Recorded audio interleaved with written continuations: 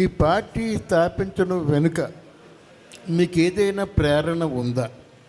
తర్వాత ఈ పార్టీ నిర్వహణలో ఉన్నటువంటి సాధక బాధకాలన్నీ మీరు చూస్తున్నారు, అనుభవిస్తున్నారు కనుక దీన్ని ఎలా మీరు నెగ్గుకు రాగలరు అనేటువంటి ఒక సందేహం.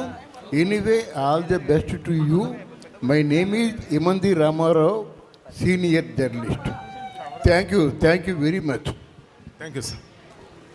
నేను ఇప్పటికే చెప్పడం జరిగింది, పార్టీ ఆవిర్భావం వెనుక ఈ రాష్ట్రంలో ఉన్న రాజకీయ పరిస్థితులు, రాజకీయ పార్టీలు అవలంబిస్తున్న విధానము, ముఖ్యంగా ఈ రాష్ట్రాన్ని గత దశాబ్దాల కాలం నుండి పరిపాలించిన పార్టీలు ఏవైతే తెలుగుదేశం పార్టీ కావచ్చు, వైఎస్ఆర్ కాంగ్రెస్ పార్టీ కావచ్చు, ఈ రాష్ట్రానికి ఏ విధంగా అన్యాయం చేస్తున్నారనే అంశం మీద రాష్ట్రంలో ఉన్న అన్ని వర్గాల ప్రజలకు ఈ రెండు పార్టీల మీద వ్యతిరేకత ఉన్న, ఈ రెండు పార్టీల యొక్క పరిపాలన మీద విసుగు చెంది ఉన్న, అవకాశం లేక, వేరే ఆల్టర్నేటివ్ లేక ఒక పార్టీ నుండి ఇంకొక పార్టీకి అధికారాన్ని ఇచ్చే ప్రయత్నం జరుగుతోంది తప్ప నిజంగా ఈ పార్టీలు రాష్ట్రానికి మంచి చేస్తాయి, రాష్ట్ర ప్రజలకు మంచి చేస్తారనే నమ్మకం అయితే ఈ రాష్ట్రంలో ఏ వర్గానికి ఈ రెండు పార్టీల మీద లేదు.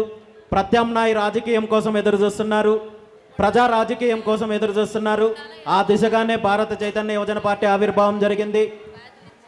మీరన్నట్టు ఒక రాజకీయ పార్టీ నిర్వహించడము అంత తేలికైన అంశము కాదు.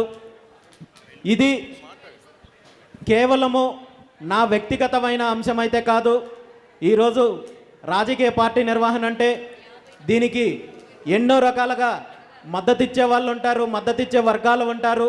అందరితో కలుపుకొని పార్టీని ఈరోజు ప్రజల్లోకి తీసుకెళ్లే కార్యక్రమం జరుగుతుంది.